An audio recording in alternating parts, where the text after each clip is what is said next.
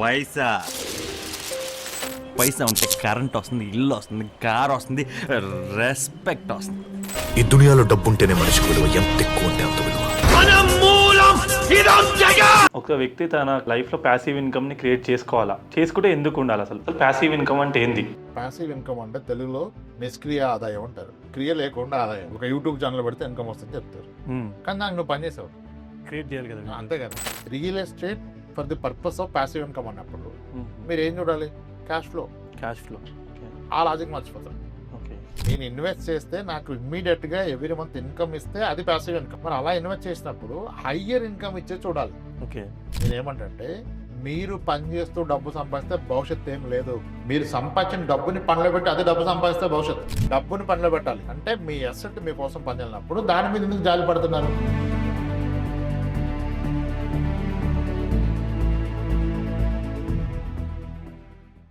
Mutual fund investments are subject to market risks. Read all scheme-related documents carefully.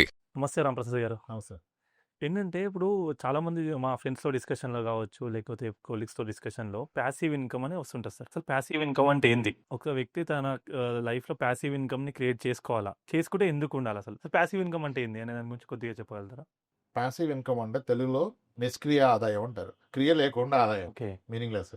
అంటే పని చేయకుండా వచ్చేదా? పని చేయకుండా వస్తుంది, కానీ ఫస్ట్ అది క్రియేట్ చేయడానికి పని చేసాం కదా. ఓకే. యాక్చువల్ ప్యాసివ్ ఎలా ఉంటుంది? ఒకసారి యాక్టివ్ గా చేశాక బిల్ చేశాక అక్కడ నుంచి అది ప్యాసివ్ అవుతుంది, కానీ డైరెక్ట్ గా ప్యాసివ్ ఇన్కమ్ ఉండదు. అంతేలేండి. యాక్టివ్ ఇన్కమ్ తర్వాత యాక్టివ్ ఇన్కమ్ నుంచి వచ్చిన దాంతో మనం ప్యాసివ్ ఇన్కమ్ తయారు చేసుకోవాలి. అంతే కదా. ఒక యూట్యూబ్ ఛానల్ పెడితే ఇన్కమ్ వస్తుంది చెప్తారు, కానీ నాకు నువ్వు పని చేసావు, క్రియేట్ చేయాలి కదా. అంతే కదా. లక్షల మంది చేస్తే ఎంతమందికి వస్తున్నాయి సబ్స్క్రైబర్ కదా. ఇది కూడా ప్యాసివ్ ఉండదు. యాక్టివ్ గా చేసి దాన్ని ప్యాసివ్ మోగు తీసుకెళ్తాం. ఓకే. నాకున్నాయి మా తాతలు ఇచ్చినాయి, వాటి నుంచి రెంట్లు వస్తున్నాయి అంటే గ్రేట్ ప్యాసివ్. బట్ దాని గురించి మీ తాతలు పైన వాళ్ళు ఎవరో పనిచేశారు. అదే మనం చేయకపోయినా ఎవరో ఒకరు అయితే యాక్టివ్ చేసింది. So there is nothing called passive income. పని చేయకుండా ఆదాయం వస్తే ప్యాసివ్ ఇన్కమ్. సింపుల్. అంటే ఇప్పుడు ఎవరి కన్వెక్షన్ హౌస్ వాళ్ళది, there are multiple products. So దానికి great example real estate. Okay. అంటే రెంట్సల్ అంటే ఇప్పుడు ఒక వ్యక్తి తను సంపాదించి ఇప్పుడు శాలరీ లాగా జాబ్ చేసి కానీ బిజినెస్ చేస్తే కానీ తను డే టు డే వర్క్ కష్టపడి చేసిన ఇన్కమ్ కాకుండా ఏది వచ్చినా అది passive income. Passive income great example ఏంటంటే అందరు చేసింది real estate. Okay, there is no denial.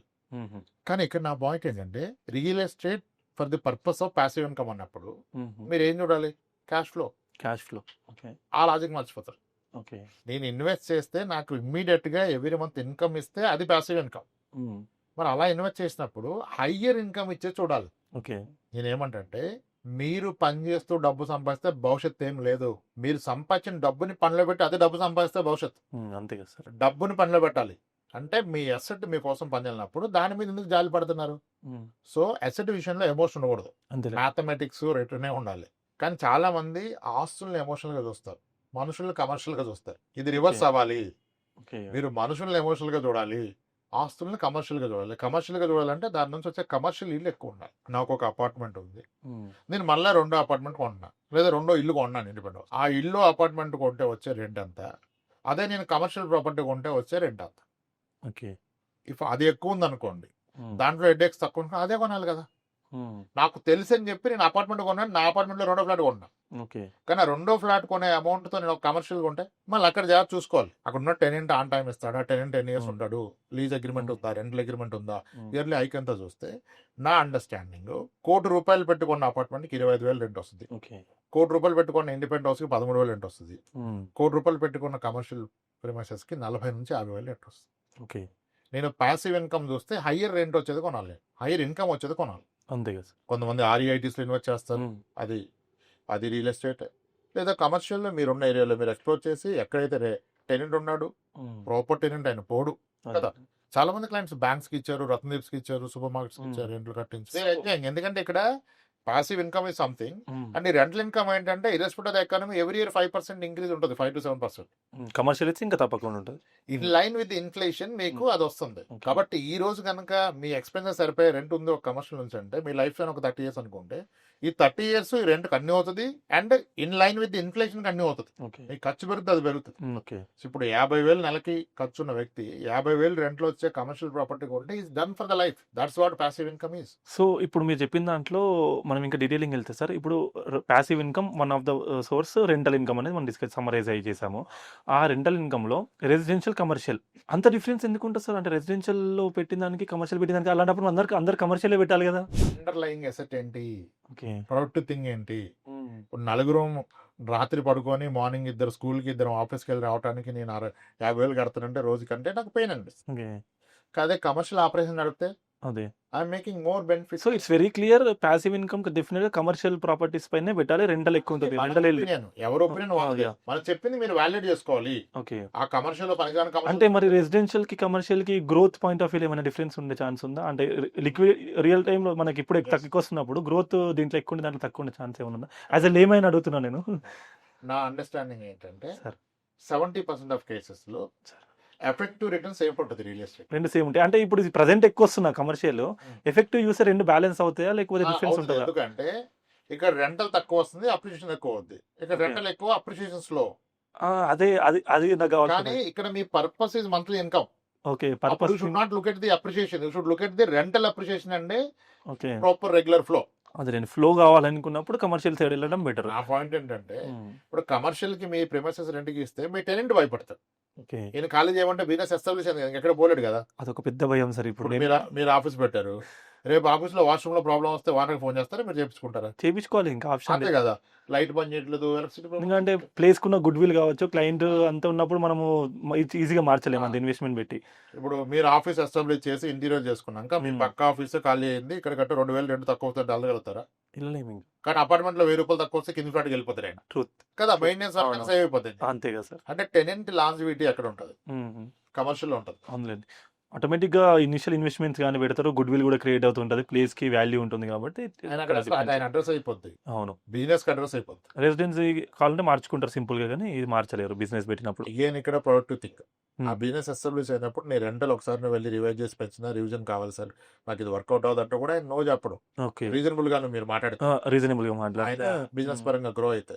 కానీ రెసిడెన్షియల్ లో గ్రో అయినా ఆల్టర్నేట్ పక్కన ఉంటే వెళ్ళిపోతుంది. ఎందుకంటే అంటే పర్సన్ కి పెద్ద డిఫరెన్స్ క్రియేట్ అవ్వదు దాని వల్ల. రెసిడెన్షియల్ మారినా, ఇల్లు మారినా టెనెంట్ కి మారిపోతాడు. ఆఫీస్ జాబ్ మారిపోయింది కదా వెళ్ళిపోతాడు, పిల్లలు స్కూల్ మారితే నియర్ బై వెళ్ళిపోతాడు. కానీ బిజినెస్ కూడా వెళ్తాడా? సో దీన్ని ఇప్పుడు మనం సమ్మరైజ్ చేసే సార్, అంటే మీరు అనేది ఏంటంటే మనకు మంత్లీ ఫ్లో కావాలి అనుకున్నప్పుడు కమర్షియల్ చేయాలి, అదొక point of view. Monthly flow కావాలి అనుకున్నప్పుడు ఖచ్చితంగా రెసిడెన్షియల్ కంటే కమర్షియల్ బెటర్, అది మనకున్న వచ్చిన కన్క్లూజన్. అది కాకుండా only increment growth point of వ్యూలో చూస్తే రెండు సేమే అంటారా? అంటే effective rate of interest almost same గానే ఉంటుంది. రియల్ ఎస్టేట్ అంటే ఏదైనా సేమ్, అది కమర్షియల్ రెసిడెన్షియల్ కలిసి. అది ఇక టైమ్ జోన్ ని బట్టి, అక్కడ ఉన్న సిచ్యువేషన్స్ ని బట్టి, మనం ఎంచుకున్న పాయింట్ ని బట్టి డిఫర్ అవుతూ ఉంటుంది. అందరికీ అర్థం అవ్వాలని రియల్ ఎస్టేట్ ఎగ్జాంపుల్ చేస్తాం. ఓకే, మనకి ఇన్సూరెన్స్ లో యాన్యుటీ ప్లాన్స్ ఉంటాయి. ఓకే, యాన్యుటీ ప్లాన్స్ ఒక్కసారి పే చేస్తే fixed income for the life time. Okay, fixed income 6% annuity, 6.25% annuity అన్నప్పుడు ఇంకా లైఫ్ టైం యాన్యుటీ ప్లాన్స్ ఉన్నాయి. అంటే ఇప్పుడు ఈ రెగ్యులర్ అదొకటి వన్ ఆఫ్ ద పాయింట్. ఈ మ్యూచువల్ ఫండ్స్ కూడా మనకి దీంట్లోనే వస్తుంది అన్నట్టు, ప్యాసివ్ అన్నట్టు అయింది, ప్యాసివ్ ఇన్కమ్ లానే వస్తుంది అంటారా? ఎస్, కానీ ఇక్కడ చాలా లాజిక్ చూసుకోవాలి. ఎందుకు ఇక్కడ మ్యూచువల్ ఫండ్ లో మీకు గ్యారంటీ రిటర్న్ ఉండదు, మీ క్యాపిటల్ గ్యారంటీ లేదు. గ్యారంటీ లేదు, క్యాపిటల్ వెళ్ళిపోదు. అదే రండి, మ్యూచువల్ ఫండ్ లో ఉండే risk is partial and temporary loss ఉంటుంది. టెంపరీగా మేబీ టెంపరీ అండ్ పార్షియల్. మీ invested 1 crore can go up to 60-70 వెళ్ళిపోవచ్చు. And this only for certain period, then after it will come back కదా. ఆ పీరియడ్ లో మీరు ఎలా తీసుకుంటారు క్యాష్ అనేది మ్యాటర్స్. దీనికి చాలా డీటెయిల్ డిస్కషన్ అవసరం. అంటే ఈ SWPR లో పెట్టుకుని సేమ్ రెంట్ లాగానే, సో వాల్యూ అటు ఇటు ఎంతైనా మనకి నెలకు కావాల్సిన ₹1,00,000 పెట్టుకుంటే అట్లా. This is the whole point in this. SW వదిలేసేయండి, SW పక్కన పడేసింది sir. SWP stands for what? Systematic with your plan. Okay, instead of you redeeming, system redeem చేస్తారు, ఒక ఫిక్స్డ్ అమౌంట్ పెడతారు, అంతే కదా. ఇప్పుడు నా పాయింట్ ఏంటంటే మ్యూచువల్ ఫండ్ లో ఒక 4 కోట్లు ఉన్న వ్యక్తి, ఓకే, జాబ్ చేస్తున్నాడు, 4 crores ఉంది mutual, wife and husband job చేస్తున్నారు, అగ్రెసివ్ గా ఇన్వెస్ట్ చేశారు. మార్కెట్ పడి 4 కోట్లు 3 కోట్లు అయితే లైఫ్ లో ఏం ప్రాబ్లం రాదు. ఈయనకి జాబ్ ఉన్నా పోయినా నెలకి ₹1,00,000 ఖర్చు. అప్పుడు 4 కోట్లు ఉన్నా 3 కోట్లు డిఫరెన్స్ పడుతుంది. మార్కెట్ పెరిగి 4 కోట్లు 5 కోట్లు అయినా డిఫరెన్స్ రాదు. When you have a smaller amount you have all this challenges. When you accumulate bigger money ఆ ఛాలెంజే ఉండదు. అంటే నాకు అనిపిస్తుంది ఏంటి సార్, ఇప్పుడు ఈ సేమ్ మ్యూచువల్ ఫండ్స్ అయినా ప్రాపర్టీస్ అయినా సేమే ఉంటుంది, కానీ ఇది మ్యూచువల్ ఫండ్స్ మనకు మనీలో కనిపిస్తుంటుంది, 4-3 అయినా తెలుస్తుంది. ఇప్పుడు ప్రాపర్టీ కమర్షియల్గా ఉన్నాం సార్, అంటే ముందు రీసెంట్గా ఈ గవర్నమెంట్ మారక ముందు కొంచెం గ్రోత్ టర్మ్స్లో ఉన్న వాళ్ళు ప్రాపర్టీస్ కొన్న వాళ్ళు అది 3 కోట్లు ఉన్నది ఇప్పుడు అమ్మాలనుకుంటే 2.5-2 కోట్లకు కూడా పోతున్నాయి ఇప్పుడు. అంటే డిమాండ్ లేదు, కాకపోతే అది నంబర్ కనిపిస్తూ ఉండదు మనకి, ప్రాపర్టీ సేమ్ అంతే ఉంటుంది. దానివల్ల కొంచెం ఎమోషనల్గా డిఫరెన్స్ ఉంటుంది, కానీ రెండు సేమ్ అయినా ఉంటది. అండ్ ఆ ప్రాపర్టీ అమ్మాలంటే పోద్దని గ్యారంటీ ఎక్కడ ఉంటుంది? డిమాండ్ అండ్ సప్లై అక్కడ కూడా వర్క్ ఉంటుంది సేమ్. ఇప్పుడు ఇక్కడ 2 crores కాస్త 1.5 crore అయింది, క్లిక్ చేస్తే 1.5 crore వస్తుంది. అక్కడ మీరు అన్నట్టు తగ్గితే అమ్మితే పట్టమని పోదా? అదొకటి ఉంది, అదేలేండి. కాబట్టి అది ఇన్కమ్ సోర్స్ అని చెప్పాను. అది ఇన్వెస్ట్మెంట్ బెస్ట్ అనిలా, ప్యాసివ్ ఇన్కమ్ బాగా చూడటానికి బెస్ట్ తెలిసిన ప్రోడక్ట్ చెప్పాలని చెప్పాను. తెలిసింది సింపుల్ గా. ఇప్పుడు యాన్యుటీ కూడా డిఫరెంట్ కేసెస్ లో వస్తారు. యాన్యుటీలో కూడా నేను చెప్తాను, మంచి ఇన్సూరెన్స్ కంపెనీకి వెళ్ళి మేనేజర్స్ కలవండి, టాప్ మేనేజర్స్ వాళ్ళు చేస్తారు. యాన్యుటీలో ఛాలెంజ్ ఏంటంటే సార్, యాన్యుటీలో ఒక 15 టైప్స్ ఉంటాయి. డిఫర్డ్ యాన్యుటీ ఉంటుంది. డిఫర్డ్ యాన్యుటీ అంటే ఈ రోజు నేను డబ్బులు పెడతాను, కానీ నాకు యాన్యుటీ రిటర్న్స్ అనేది మంత్లీ రిటర్న్ అనేది ఒక 5 years తర్వాత స్టార్ట్ అవుతుంది. అప్పుడు ఏం చేస్తారు, ఈ రోజు అయితే 6% ఇచ్చేది ఆ రోజు నాకు 7.5-8% ఇస్తారు. ఓకే. అండ్ ఇన్సూరెన్స్ ద్వారా తీసుకున్నప్పుడు joint life annuity, life annuity, life after return of premium అలా ఉండే ఆప్షన్స్. అంటే ఈ ఇన్వెస్ట్మెంట్ పెట్టిన వ్యక్తి చనిపోయేంత వరకు పెన్షన్ వస్తుంది. ఇతను చనిపోతే ఇతను ఇన్వెస్ట్ చేసిన మనీ వైఫ్కి వస్తుంది. లేదా జాయింట్, ఇతను చనిపోతే ఇతని వైఫ్ కూడా వస్తుంది, ఆమె చనిపోయాక పిల్లలకి నామినీస్కి వెళ్ళిపోతుంది. లేదా no return of premium, only annuity. అప్పుడు వయసుని బట్టి మీకు ఎంత ఇస్తాడో చెప్తాడు. ఇప్పుడు 70 years వ్యక్తి నేను ఒక 1 crore పెడతా, నాకు యాన్యుటీ కావాలి లైఫ్ టైం అంతే, దెన్ ఆఫ్టర్ ఏం రిటర్న్ అవుతుంది అంటే మేబీ ఇంకా ఎక్కువ పర్సెంట్ ఇస్తాడు, 9% ఇస్తాడు. ఎందుకంటే లైఫ్ ఫ్యాన్ ఒక 20 years. ఇట్లా మన అవసరాన్ని బట్టి నేనేం చేస్తానంటే, మీకు పెన్షన్ కావాలంటే ప్రాబ్లం అయింది, ఈ రోజు ఒక పెన్షన్ అలవాటు పడితే మీరు రాను మీ పెన్షన్ పెరగదు, కానీ ఖర్చులు పెరుగుతాయి కదా. మరి యాన్యుటీలో ఒకేసారి పంప్ చేసి తీసుకుంటే నాకు 60,000 స్టార్ట్ అయింది నెక్స్ట్ మంత్ నుంచి అంటే ఒక 3 years పోయినాక నాకు 75,000 అవసరం పడుతుంది. ఇప్పుడు 60కి అలవాటు పడితే నాకు 70కి వెళ్ళిపోతుంది. నేను అందుకే ఏంటంటే డిఫర్డ్ యాన్యుటీ తీసుకోండి. మీరు పెడుతున్న 1 కోటి రూపాయల్లో 40 లక్షలు ఏమో ఇమీడియట్ యాన్యుటీ, ఒక 20 లక్షలు 4 years తర్వాత యాన్యుటీ, ఇంకొక 20 లక్షలు 4 years తర్వాత annuity without return of premium అలా పెట్టుకుని అది స్ట్రక్చర్డ్ గా చేసుకోవాలి. మన ఎక్స్పెన్షన్ వేసుకోవాలి. Any passive income has to be in line with the growing inflation, growing me life expenses. చాలా కేర్ఫుల్ గా ఇదన్నీ చేయాల్సిన అవసరం లేదు. రియల్ ఎస్టేట్లో అయితే డైరెక్ట్ గా వెళ్ళిపోతుంది కదా, ఇన్ఫ్లేషన్ ప్రకారం పెరుగుతుంది కదా, మంచిగా అనిపిస్తుంది. అండ్ అది ఈజీగా అందరికి అర్థమయ్యే విషయం కాబట్టి కొద్దిగా కంఫర్టబుల్ గా క్రియేట్ అవుతారు. కొద్దిగా ప్యాసివ్ ఇన్కమ్ అంటే అదే, ప్రశాంతంగా పడుకుంటే డబ్బు వచ్చారు. ఇప్పుడు యాక్టివ్ గా సంపాదిస్తున్న వాళ్ళు కూడా ప్యాసివ్ ఇన్కమ్ క్రియేట్ చేసుకోవాలి సార్, లేదంటే ఇన్కమ్ లేని వాళ్ళే చేసుకోవాలి? అప్పుడే చేయాలి. యాక్టివ్ ఉన్నప్పుడే ప్యాసివ్ క్రియేట్ చేసి పెట్టుకోవాలి సైమల్టేనియస్ గా. Point is simple sir, multiple sources of income ని క్రియేట్ చేసుకోవాలి. అంటే శాలరీ జాబ్ చేస్తున్నావు కదా వస్తుంది కదా అని కాకుండా, సేఫ్ అంటే ఫ్యూచర్ లో ఏదైనా అన్సర్టనిటీ ఉండదని తెలిసినప్పుడు కొన్ని రెంటల్ కానీ కొన్ని SWPs కానీ చాలా అంటే అందరం చెప్పండి కానీ ఆల్మోస్ట్ ఒక 10% of the people have generated multiple incomes. Lower సాలరీలో కూడా వడ్డీకి ఇచ్చి డబ్బులు సంపాదించిన ఉన్నారు. సరే మీరు లీగల్ వైలేషన్ అంత పక్కన పెడితే ఇప్పుడు 30,000 జీతం ఉన్న వ్యక్తి 10 లక్షలు మార్కెట్లో తిప్పుతున్నాడు. చిట్టీలు నడపడం కావచ్చు, మార్కెట్ లో ఫైనాన్సింగ్ రెగ్యులేషన్స్ అవి పక్కన పెట్టేసి బిజినెస్ లో ఇన్వెస్ట్ చేస్తారు. కొంతమంది 2-3 ఫ్రెండ్స్ కలిసి జైల్స్ లో బార్బర్ సర్వీస్ స్టార్ట్ చేశారు. అక్కడ ఖైదీలకి వెళ్ళి వీళ్ళు సెలూన్ సర్వీస్ చేస్తారు. చేపిస్తారు వర్కర్స్, వీళ్ళ కాంట్రాక్ట్ 1 year తీసుకుంటారు. జైలు పే చేస్తారు. ఇలా చాలా ఉన్నాయి. అదే అందరూ ఓన్లీ ఏదో ఒక దాని మీద కాకుండా ఆల్టర్నేటివ్ గా తయారు చేసుకుని పెట్టుకోవడమే బెస్ట్. 2-3 పెట్టుకుంటే నీకు ఒక ధైర్యం ఉంటది. జాబ్ అటు ఇటు అయినా అటువంటి 2-3 చేసుకుంటా, ఇంకా పెంచుకుంటా, ఎక్కువ తీసుకుంటా అని. క్యాపిటల్ ఏది చేయాలని క్యాపిటల్ ని క్రియేట్ చేసుకోవడానికి మెయిన్ యాక్టివ్. మీకున్న లిమిటెడ్ క్యాపిటల్ లో దానికి మ్యాచ్ అయ్యే బిజినెస్ ఒకటి, దాని నుంచి మీకు ప్యాసివ్ ఇన్కమ్ వచ్చేది చేసి వాటిని మళ్ళీ ఇంకా గ్యారంటీడ్ ప్యాసివ్ ఇన్కమ్ ఉన్న అసెట్స్ లోకి మూవ్ చేసి ఇంకా బాగుంటుంది. బట్ ఆలోచన ఉంటే అవుతుంది, ఆలోచన లేకపోతే అవదు. అంత ఈజీనా ఎలా అవుద్దంటే ఎప్పటికీ ఏది అవ్వదు. అది ఇనిషియేట్ చేస్తున్న వాళ్ళు మినిమం 30 to 35 years ఉన్న వాళ్ళకి ఇది ఇంపార్టెంట్. ఇప్పుడు క్రియేట్ చేసుకోగలిగితే నెక్స్ట్ 10 years మీరు మీ ఫ్రెండ్స్ తో మాట్లాడినప్పుడు, మీ కొలీగ్స్ తో మాట్లాడినప్పుడు, నైబర్స్ తో మాట్లాడినప్పుడు అతనికి ఉన్న ఇన్కమ్ సోర్స్ ఏంటో అర్థం చేసుకోండి. ఫ్రెండ్షిప్ అయినా దానికి ఆయన ఏం చేయాల్సింది అటువంటి పనికొచ్చే విషయాలు మాట్లాడాలి. అదే మీ కొలీగ్ అతను ధైర్యంగా ఉన్నాడు చాలా కంటే అది ఏంది నీకు ధైర్యం అంటే చెప్తాడుగా. అదే మనం అవి పెట్టాము అనుకునే 2 shops మీద ఎంత వస్తుంది, ఒక బిజినెస్ పెట్టాం ఇంత వస్తుంది అంటే ఓకే ఇది ఎలా ఫ్రేమ్ చేస్తాడు అని హెల్ప్ తీసుకోండి. ఓకే కదా, ఇటువంటి డిస్కషన్ చేయాలి. చేస్తే మీకు ఆలోచనలు వస్తాయి. చిన్న అమౌంట్ తో పెట్టే కూడా ఉంటాయి. అదే అమౌంట్ చిన్నదైనా పెద్దదైనా అలవాటు చేసుకోవడం అనేది ఇంపార్టెంట్. మీకు తెలుసా ఈ స్ట్రీట్ మార్కెట్స్ ఉంటాయా, మనకు సంతలను పెడుతున్నారు కదా, ఓకే గురువారం సంత అని అన్ని కూరగాయలు. ఓకే అక్కడ వాళ్ళకి లైట్స్ ఉంటాయిగా, ఆ లైట్స్ కూడా ఒక మంచి బిజినెస్ అది. Lights supply. ఆటోలో పట్టుకొచ్చి ఆ లైట్స్ ఇచ్చేస్తాడు. ఆ, ఎంతగా 50 రూపాయలకి, 60 రూపాయలకి, 100 రూపాయలకి అదే అదే అయిపోగానే తీసుకుని వెళ్ళిపోతాడు అదే అది కూడా మంచి బిజినెస్. కదా.